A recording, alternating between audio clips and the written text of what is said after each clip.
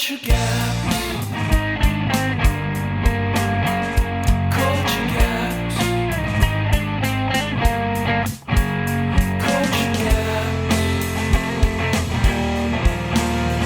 Culture gaps. Culture gaps.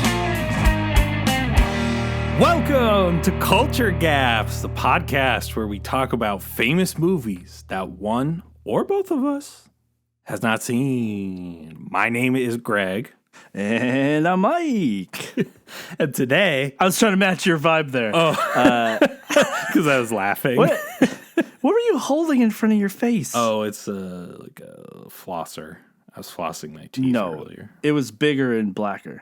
My phone. Yeah. Oh, it looked like you were just holding something up in front of your face. Yeah, it was That was weird looking. It was my big black dildo that I was holding in front of the camera. Oh. Bigger, blacker. Oh. The one yeah. You know what they say? I borrowed that last week. You know what they say? The bigger and blacker the berry, the sweeter the juice. Is that what they say? You don't say. Yeah. Wow. Today we're going to talk about a movie. Yeah, for the first time ever on the podcast, we're talking about a movie. And this one is called... No one's surprised. Yeah, because they've seen it in the title already. It's Indiana Everyone Jones. hates when we... Indiana Jones Everyone again. hates this. Damn! Indiana Jones and the Last Crusade. We're going to round out the trilogy, finish it off, see what Mike thinks. Exactly. I'm ready. My boulders are rolling for this movie. Yeah. Your boulders are throbbing for this movie. I can see them I'm right ready. now. Well, Greg, I'm what you call an Indiana Jones expert. Did I say Indiana Jones? I feel like I skipped 3 syllables. No, you said it. I'm a Indiana Jones expert. I'm an Indiana Jones. I know. Let's talk about it. I know that Indiana Jones is a professor of archaeology at an unknown school. Mm-hmm. He goes on journeys with Short Round. Sometimes. Yeah, sometimes. Gets into some love affairs with random women and maybe sometimes come back, maybe marrying, hopefully. Let's see. But always, without fail, there are monkeys. Yeah, there's usually. And if there are monkeys in all 3 Indiana Jones movies, all 3 true. Indiana Jones Indiana Jones movies that I've seen. Yeah. And there goddamn better be another monkey in this movie. I truly do not remember, but I'm going to be extremely disappointed if there's not at least one monkey in this movie now. Yeah. I hope it's another Nazi monkey. Oh, me too. That was our favorite have in the monkeys. first movie was Nazi monkey. I mean, not if you're gonna have Nazis, they better be monkeys. Yeah. If you better have monkeys, it better be Nazis. So this movie, The Last Crusade, the Yep, final I know the title. Indiana Jones movie up until they rebooted it. Yeah. What are your overall impressions of this movie? Do you know anything about it? Got nothing. Yeah. But like I said, I'm an expert, so I know there's going to be some tribal people, some sort of passive racism. Yeah, of course. Yes. What would an maybe Indiana a Jones movie be without it? Right.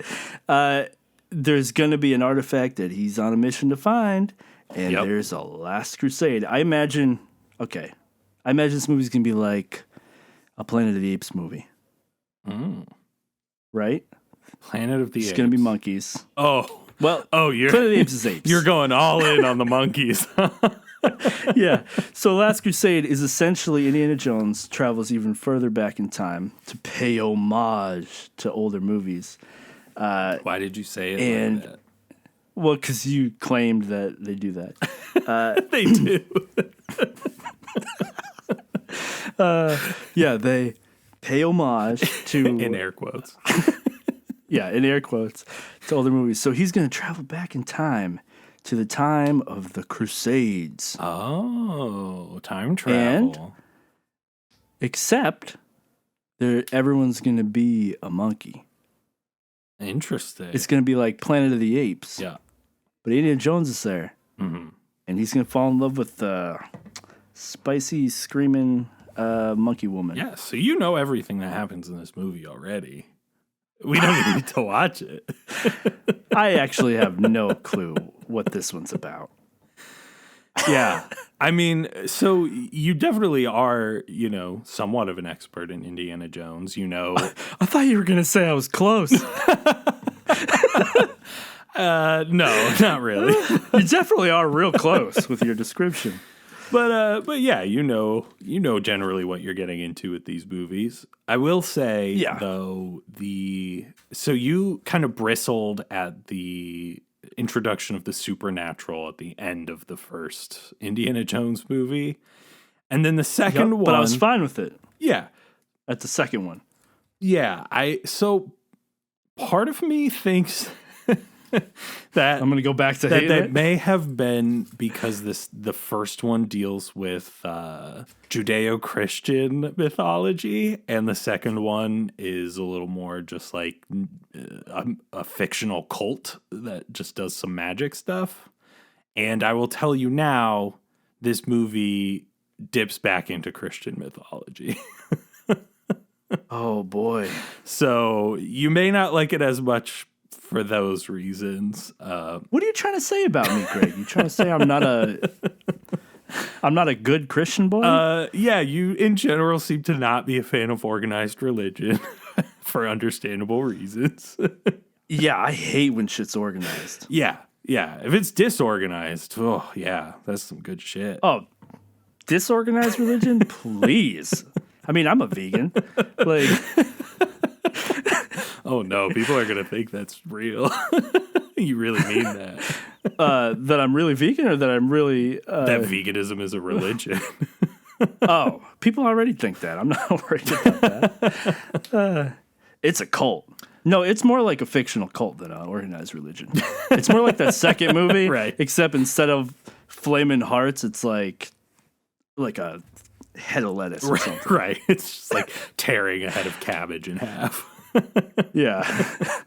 Kalima. Kalima, kill this cabbage. Kalima. Yeah. Exactly. I don't know. I have high hopes for this one. I think it's going to be better than the last one. I think you actually might enjoy this one a little more. It, in my memory at least, it goes back to the fun of the original. Like the second one isn't any fun, which is part of the issue. It's just like very bleak and gloomy. And I think this one, you can just feel they're having a little more fun. And here's another thing. So way back in the Raiders episode, I mentioned that there was an actor who is going to be in the movie that you were going to be really surprised to see that they were in the movie. I thought that was Gimli. It wasn't. It was someone. It wasn't? It's someone who's in this movie that I forgot is only in this movie. I legit thought you meant Gimli. No, I mean, yeah, John-Rhys Davies was definitely a welcome addition to the first one, but oh, there's someone else. This now I have something to one- look forward to. yeah, I mean, yeah, I don't know exactly how you'll feel about it, but you'll be like, wow, him? Really? I think Oh, so. God. I don't think it's who you'll be expecting, but we'll see. I'm expecting Tom Hanks. It's not Tom Hanks. Okay. All right. I'm not expecting Tom Hanks now. Yeah. Oh, man. Yeah. He's in a league of his own. Oh, boy. I feel like this Indiana Jones saga for me, Greg, has been a real process. Yeah. I feel like I'm conditioning myself leading up to this movie. This is it for me. Right. Like I've seen Crystal Skull, apparently the worst of the worst, debatable. Raiders of the Lost Ark, I was thrown up by magic, and then that second Temple of Doom happened. It's just like each one is conditioning to me, wearing me down to nothing. I'm becoming like just this empty shell of a movie watcher. Wow. And I'm going to see this movie just accepting everything. Or, yeah, I mean, maybe you'll just go in as a blank slate. Or maybe this will be the final missing puzzle piece that makes all of Indiana Jones click for you.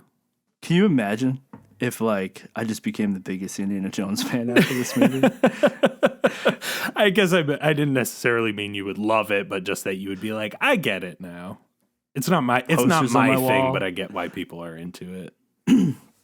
Wow. Maybe. We'll see. Huh. Only one way to find This out. is going to be good. I got to watch You it. gotta watch it. There's no way I can get my wife to watch this with me after the last one. Oh, really? She didn't like them? Yeah. Turns out she hasn't seen every movie I haven't seen. Yeah, that's interesting. You guys have a lot of overlap, apparently. Yeah. And she seems to also have the same opinions as you about them.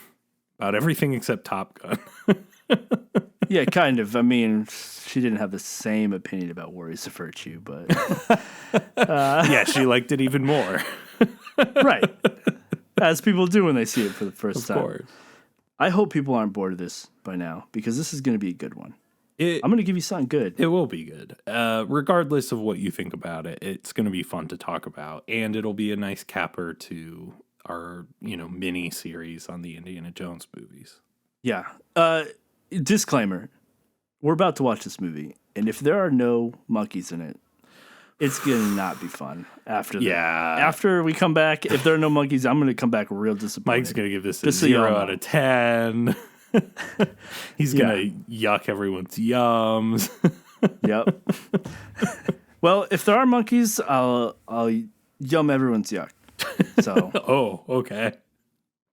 Yeah, that's what they were all doing with those monkey brains in the last movie. They were yumming that man. yuck. yeah. So what do we do? I just hit play. Yeah, we just hit play simultaneously, and then we'll just watch this movie. The jingle will play, and we'll come right back. Culture Gap.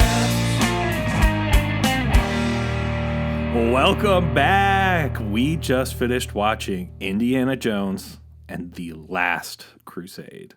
The Last Crusade and the last movie in the Indiana Jones series. Mm-hmm. Yeah. Franchise that I hadn't seen, and now your boy has. It's true. You've seen Yeah. every Indiana Jones movie now. How do you feel about that? You want me to get into it? I would here's, love for you to get into it. Let's start. Yeah. How do I feel about seeing all of them? Okay. Let me do that first, actually, because I feel like having completed this on the podcast makes me like all of them more. Yeah. You know what I mean? Like, even the movies I hate in this podcast, I look back at fondly because we're doing it on this podcast. I agree. Yeah. I've had that same feeling. Like, I hated watching Friday, but, like, I love talking about Friday now. Yeah, that's Like- kind of how I feel about Top Gun, Yeah. too. I'm like, I didn't love that movie, but it kind of has... I have a soft spot in my heart for it now just because we covered it on this podcast. Yeah. And I think I have that feeling a lot for Indiana Jones because this is the third one we did. Yeah. And let's get into it. This was my favorite one. Agreed. Like, I think there is no question this is the best one of them. Absolutely. Yeah. And I think it is so powerful at being good that it actually makes you think of the other ones more fondly. Yeah, and that's what it did. It was weird for me. I'm like, oh, now Yeah. I care more about the other ones, which is weird. But yeah, I actually like this one. And I think part of that is because this movie goes out of its way to really fill in the character and give you more background. Like, it's funny, you and I didn't even realize that Temple of Doom was a prequel. And I Yeah. feel like this movie is a better prequel than that one, even though it's a sequel, just because they give us so much more backstory. They do. But they do take a few, like, they make references towards the other one. So that was pretty good. Yeah, Like, how do you know that's the Lost Covenant or whatever? right.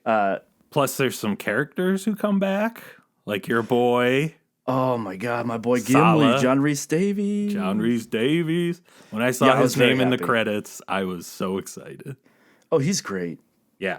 Marcus I was Brody actually- is back. Yeah, he was. I'm kind of indifferent about him, but Yeah, he had his moments. I thought it was Yeah. funny when they did that smash cut where Indiana Jones is like, he'll be invisible, he'll blend right in, and then it's just him, like, standing out like a sore thumb. Yeah, absolutely. I just felt like this movie was like delightfully witty, like all the way through. I don't know who wrote this, at least the dialogue for this movie, but the dialogue between him and his father throughout this movie was great. Like everything they were saying is just fantastic. So interestingly, so this movie was written. The screenplay is credited to Jeffrey Boehm, who I had never heard of, but he's got a couple of movies to his name. Nothing super notable, but the dialogue between Indiana Jones and his father was almost entirely written by a playwright named Tom Stoppard, who's pretty famous. He wrote like Rosencrantz and Guildenstern Are Dead. He wrote Shakespeare in Love, stuff like that. He's really famous. He's well known for being very witty, but he wasn't credited on this movie. What? He just did a bunch of punch up on the script and then got paid sort of mostly after the fact. Jeez. Wow. Yeah. Well, he did a great job because this movie, I wrote down so many quotes for this movie that I loved. Yeah, it's great. Yeah, I had a bunch of stuff that I wrote down too that I thought was really funny. Yeah. There's a question I've had for you since this movie started, really. Mm-hmm. You kind of hinted at there would be a character or an actor in this movie that I'd like. I said you would be surprised to see them. I didn't say that you would be like excited, but that you would be surprised. I guess so. I thought you said in the first time it was around, you were like someone that you definitely like, and then it evolved into someone you'll just be like, oh, that person. No, I never said it would be someone you would like. I just said that it would be someone that you would be like, oh, they're in this movie? That's Sean Connery, right? Yeah, it's Sean Connery. Yeah. Okay. Yeah, I thought he was in the first movie. I thought he was in Raiders because in my memory, all three of these movies just sort of blended together. Except, I mean, obviously Temple of Doom kind of stands out just because it all takes place in one cave. But, but you know, the Raiders and this movie, there's both a lot of, you know, there's a lot of stuff in the desert. There's like Christian artifacts. And then, you know, in my memory, a lot of the stuff with his dad is so much about his childhood that I guess I just assumed it came first. Like we started earlier in the chronology learning that stuff. Yeah, it was crazy. I love that. I did not expect that there was going to be an origin story at the beginning of this movie. Right. And I fucking loved it because it opened the wide rocky shots. Like it was beautifully in Utah, shot. like a Western, people rolling up on horseback. Well, scouts. Dismount. And then my boy River Phoenix shows up. Loved it.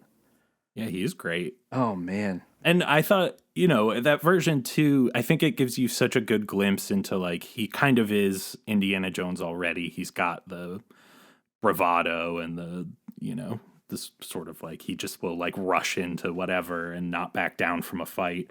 But he also like, you know, tries to jump onto his horse and just completely misses it.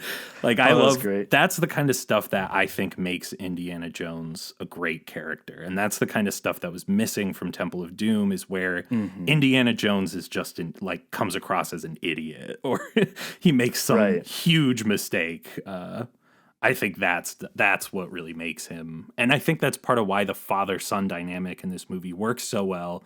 Is that his father is always pushing him into a position of humility where, like, he always kind of looks like the idiot compared to his dad.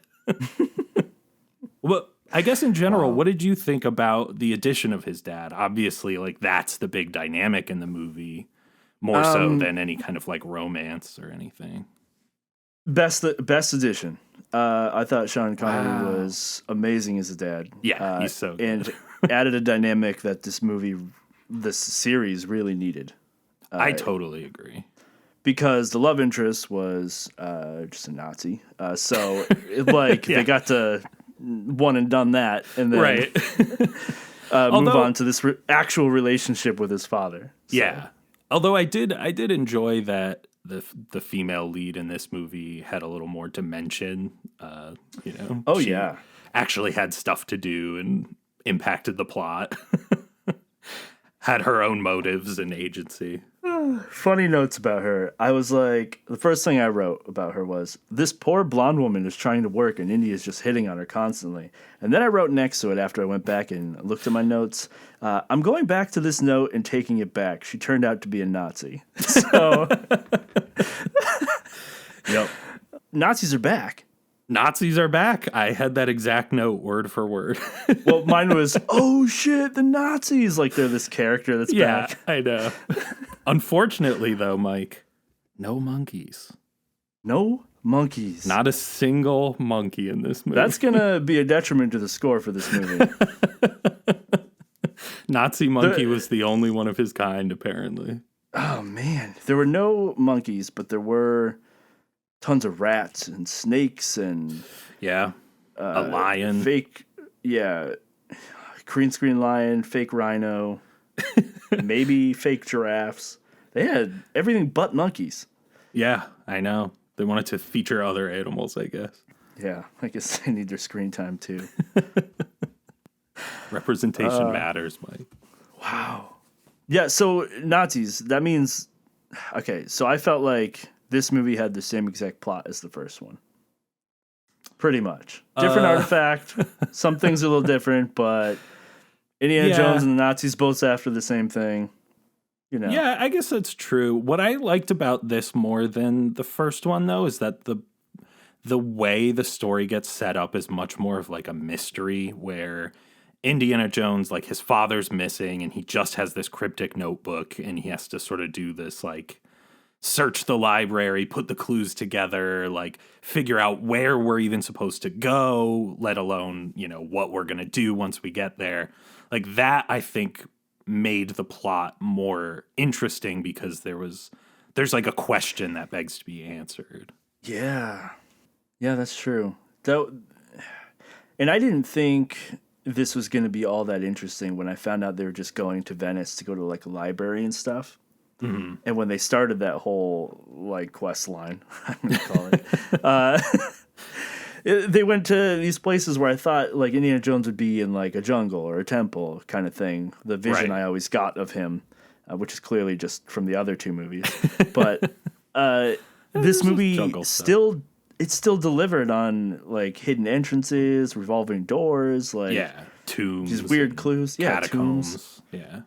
Yeah, it still delivered on all of that, and I was pleasantly surprised by that. Yeah, for sure. Didn't fall short at all. Yeah, and the other thing that I really like about this movie, compared to the last one, is that it spans the globe again. Like they go to different countries. There's map travel again. Like that's what I want from Indiana Jones. Like I want him to just be exploring the earth, like uncovering hidden secrets all over the place. Whereas Temple of Doom, he just like washes up in India and stays in a temple for 2 hours. Yeah, he was all over the place. I had a note about that.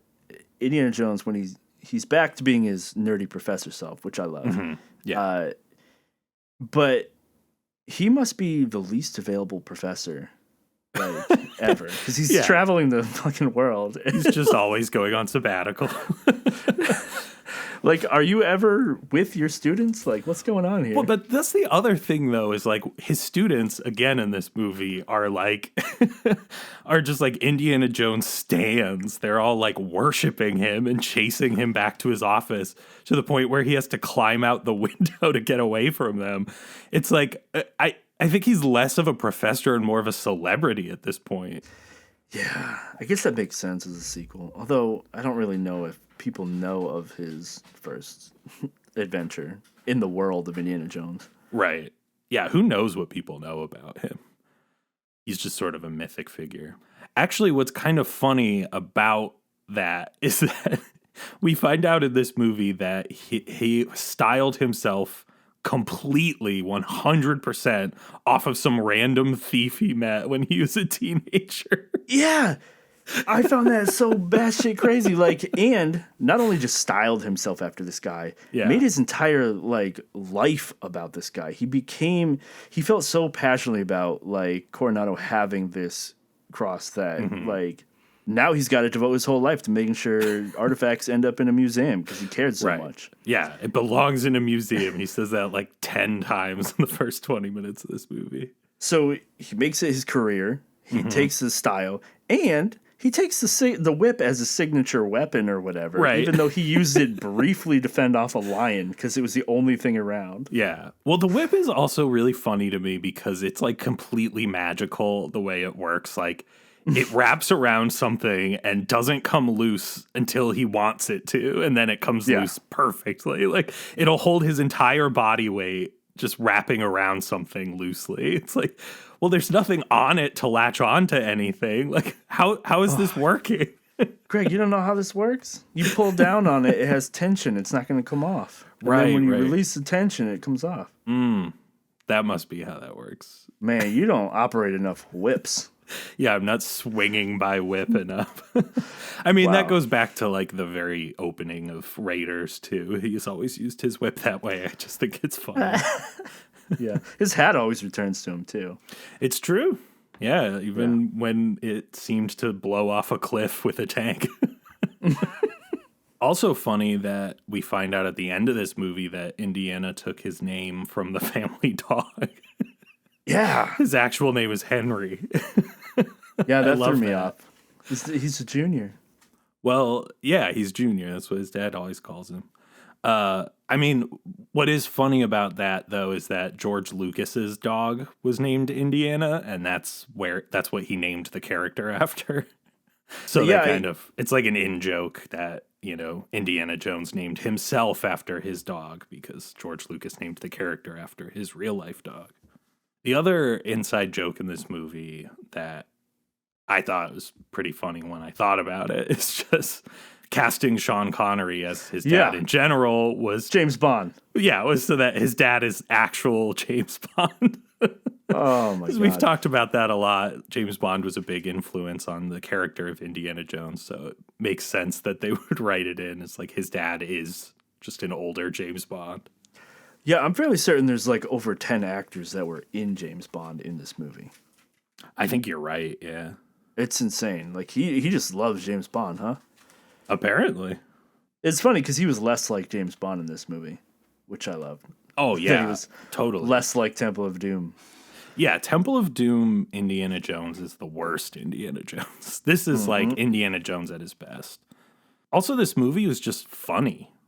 Like, this movie is just really, like, even more so than Raiders, it's like there's just, and again, it's the same balancing act of like there's comedy, but it never undercuts the stakes of the scene. Like, there's still tension and you're still like concerned how the characters are going to get out of the situation they're in, but you're laughing while it's happening. Yeah, like the scene in the Zeppelin where his dad's pretty much hiding behind the newspaper and Indy throws the Nazi out of the Zeppelin window. Yep. Turns to everyone else. It's like, no ticket. Yeah. I love it.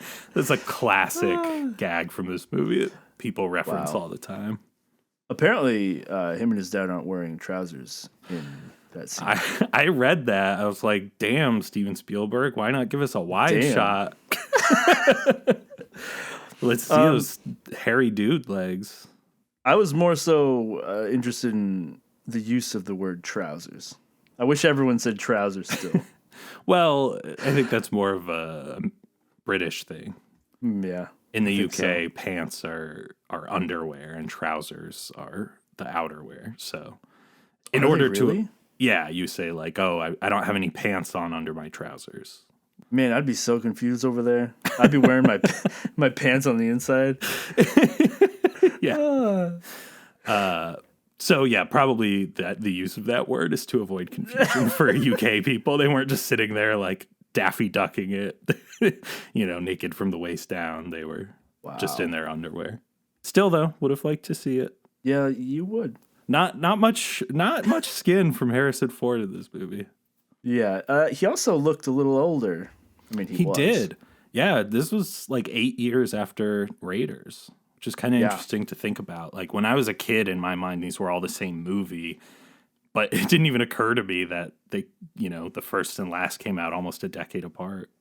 I was surprised how much River Phoenix looks like Indiana Jones. Like, Yeah, there was he a looks very resemblance. similar. Yeah, it worked for That's me crazy. for sure. That casting. Definitely. Apparently, was it Mosquito Coast? Is that the name of that movie? Yep. He played Harrison Ford's son. Yeah, Harrison Ford really loved him in it and pushed for River Phoenix to play the young version of him. But yeah, overall, I feel like this movie, it obviously has its problems. I think we're skipping over a lot of that stuff because cumulatively it's so fun. But Yeah, I do have to talk about that, though. yeah, Because I legitimately fell asleep in this movie. you fell asleep. Yeah. There is Oh boy. the longest fucking action sequence that is the most boring thing ever. Oh, when man, the tank which stuff one? is happening. Oh, the tanks. Holy crap, was it going on for so long? I was Yeah. just not interested at all. And like, I don't know, it just went on.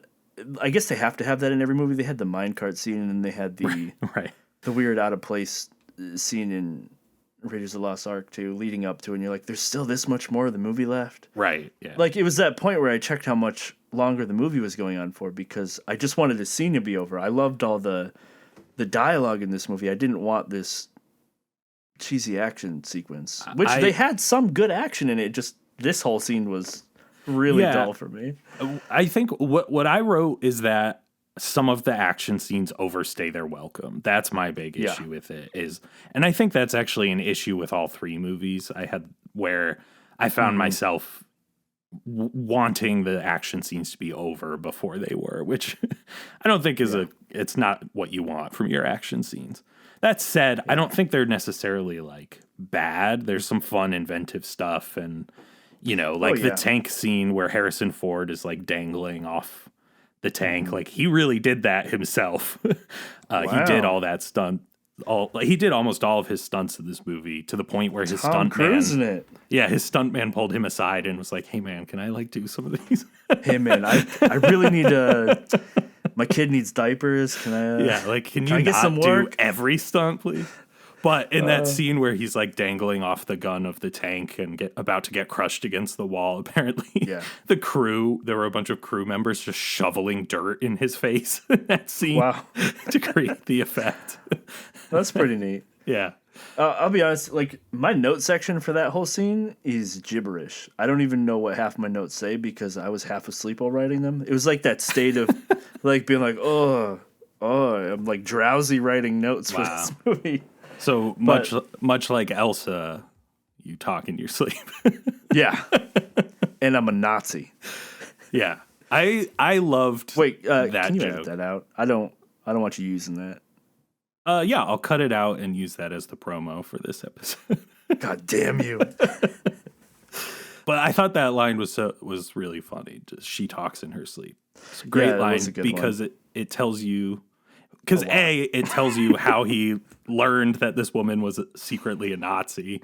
Also hilarious to me that this woman who's ostensibly a Nazi spy talks in her sleep and reveals her true self and her true mission. Like, that's so funny. What a huge liability. How would nobody notice that?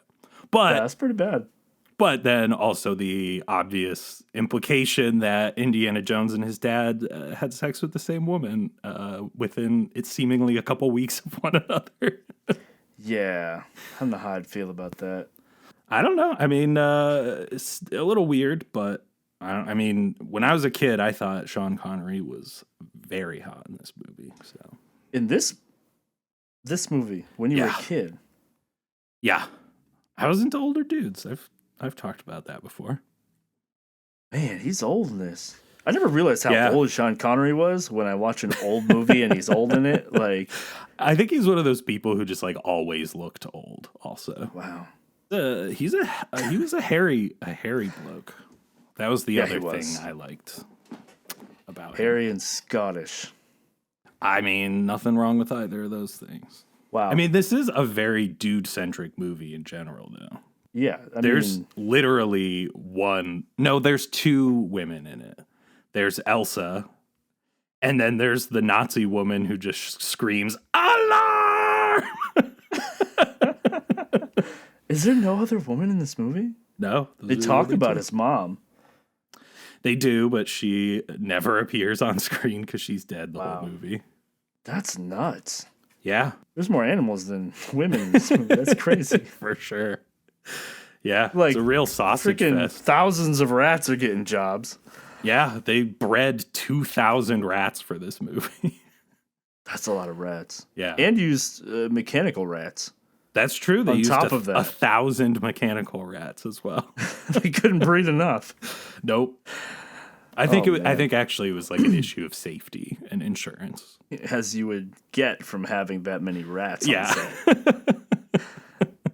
I love rats, though. I think they're adorable. So that wasn't a gross out scene for me. I actually was with you. I was like, I certainly wouldn't want to be in that situation because of the disease, but because Looking at them individually? But yeah, I mean, like if you were just like, here's a rat, I'd be like, oh, cute. Yeah.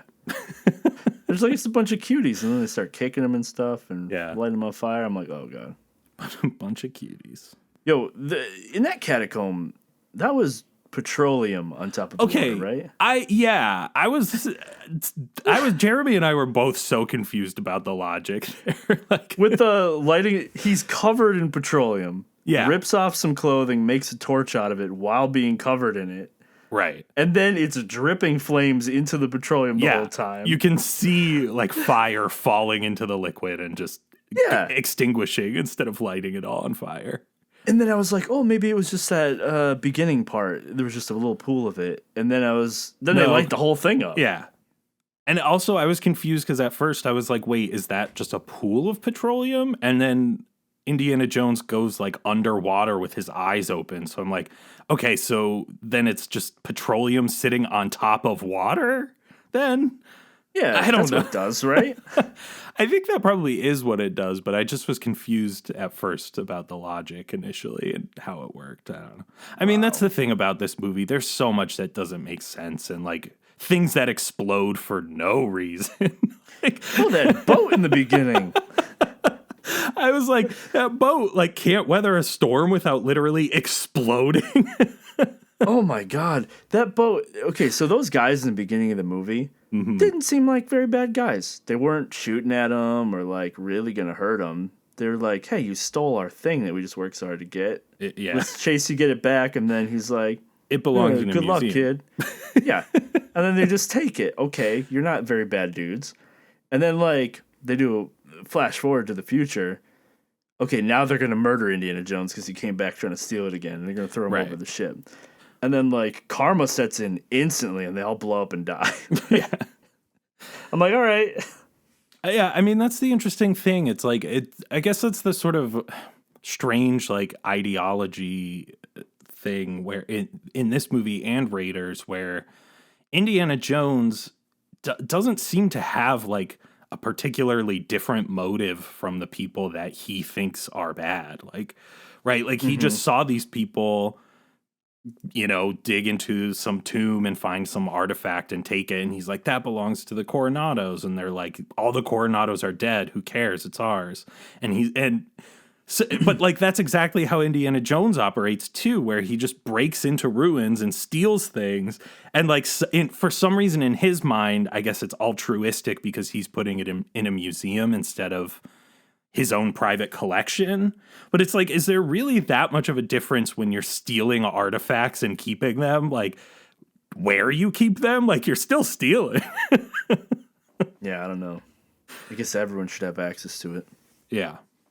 I mean, I think that's probably why they make the villains Nazis in these movies, so that you, at the end of the day, you're like, well, I guess really, Nazis just shouldn't have these things, right? So you know who the bad guy is. Yeah. These are Nazis, Greg. So how did this movie overall compare to what your expectations were going in? Because you had seen a lot of Indiana Jones at this point. Yeah, and recently. Yeah.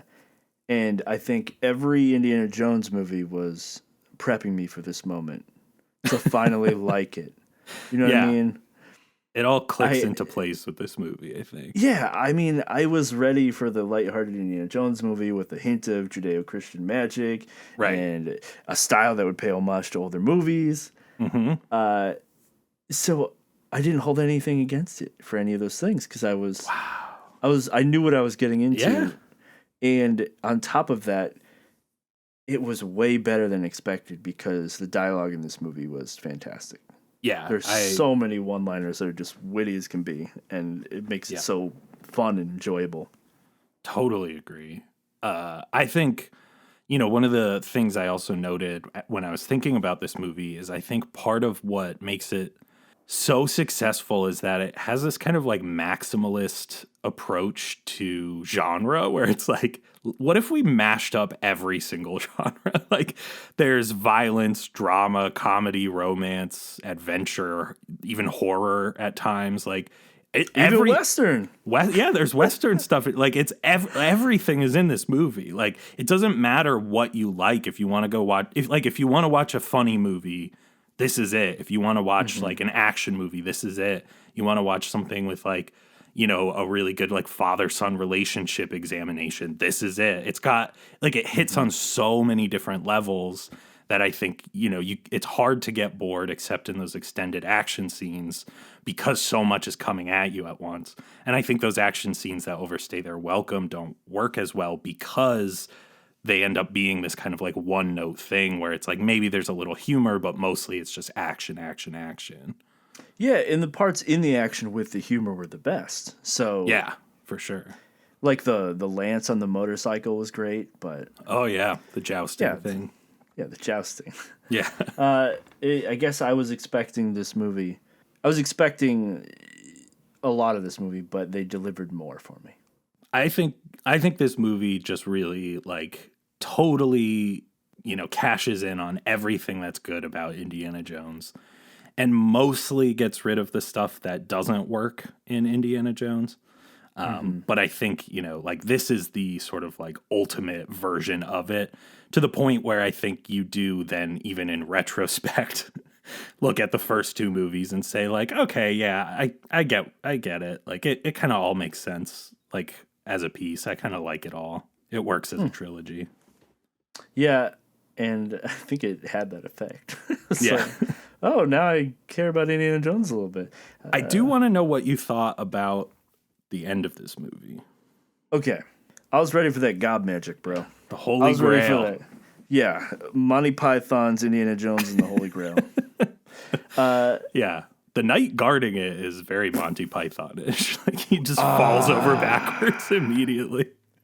Yeah, as soon as I found out there was a dude alive down there, I was like, well, this is going to be stupid. And then as soon as he started talking and saying stuff, I was like, this is great. I was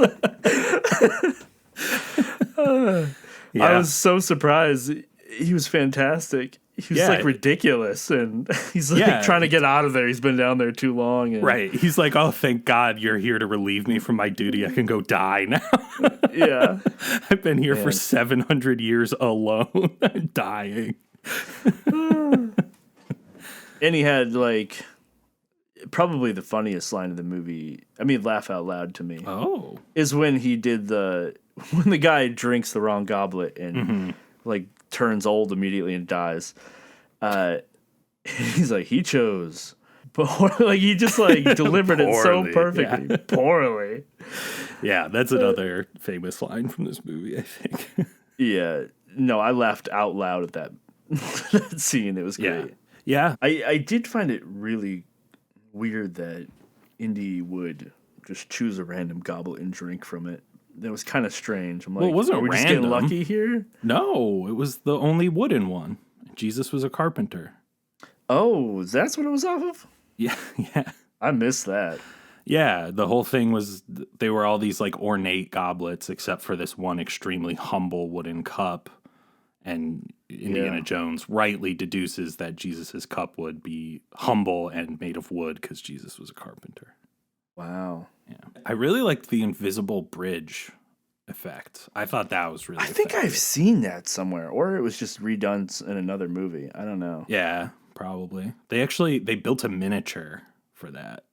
And they like painted it it with forced perspective so that when they shot it, it would look invisible. And then when they pan around, it comes into view. Oh, that's neat. Yeah. There's that scene where everyone's burning race theory books at the Trump rally. I literally said to Jeremy, hey, look, it's a Trump rally. And then I said, you know, that's the funny thing. Like at the Nazi rally, I was like, boy, this must have been weird to film. Like, imagine being one of those extras, especially because the Nazi uniforms were real. Those were real Nazi uniforms that the set decorator found. Yeah, they found real Nazis. Yeah. They actually weren't real Nazis. What I thought was kind of funny is that Steven Spielberg had them all cross their fingers behind their backs while they were saluting. That's a little much. Just like, we're not really doing this. We're not doing this for real.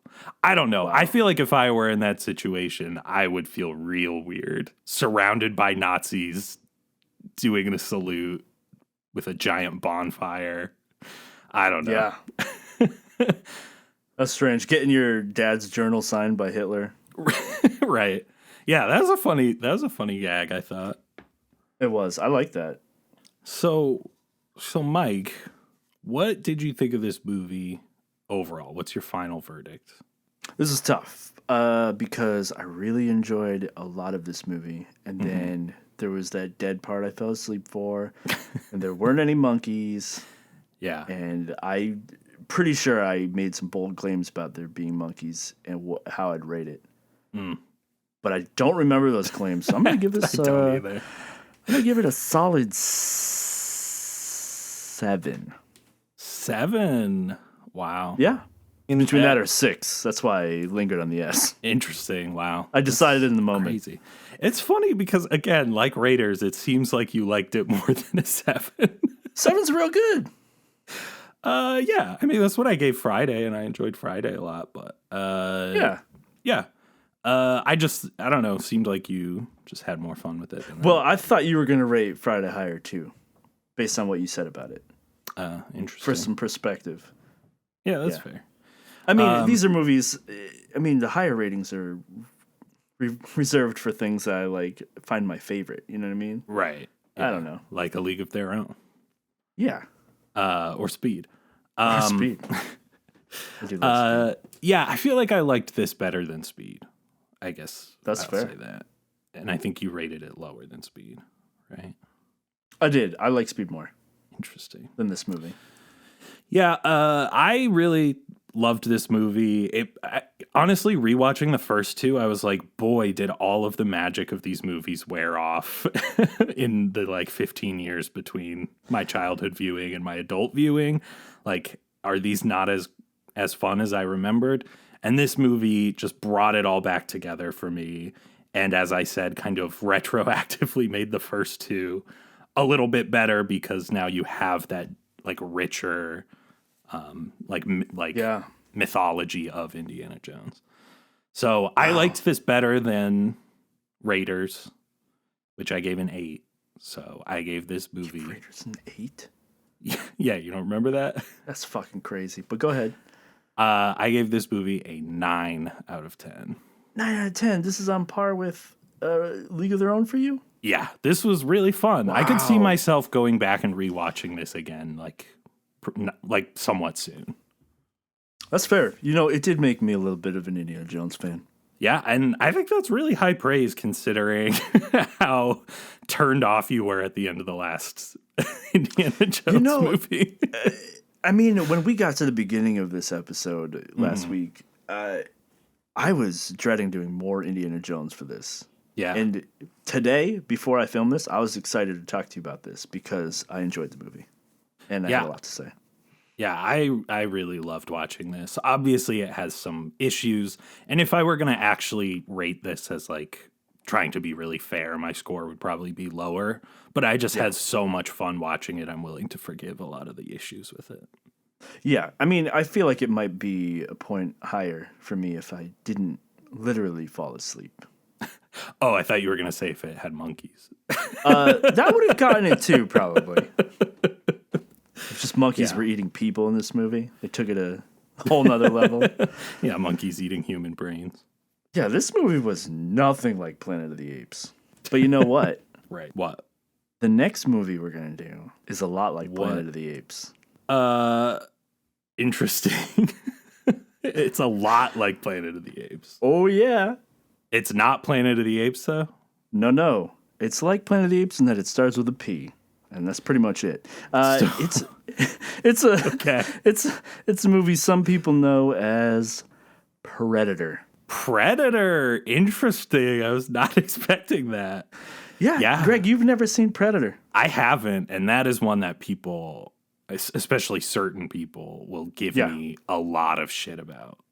Like, every time I tell Ray, and I've told him more than once, he flips out that you haven't seen Predator. That's one of his favorites. Yeah, Ray goes ape shit when he hears that. It's like crazy. Planet of the Apes. Yeah, exactly. Ray goes Planet of the Ape shit. Yeah. Actually, I had a conversation with him about the movies that you haven't seen, and he helped me pick this one for you. Oh, thanks, Ray. Yeah. I'm excited to talk about Predator. Because I know it by reputation. I just never saw it. Oh, yeah. I don't know if you'll like it. It doesn't seem up your alley, but... I don't know. We'll see. I have eclectic taste, I think. Yeah, maybe a little bit.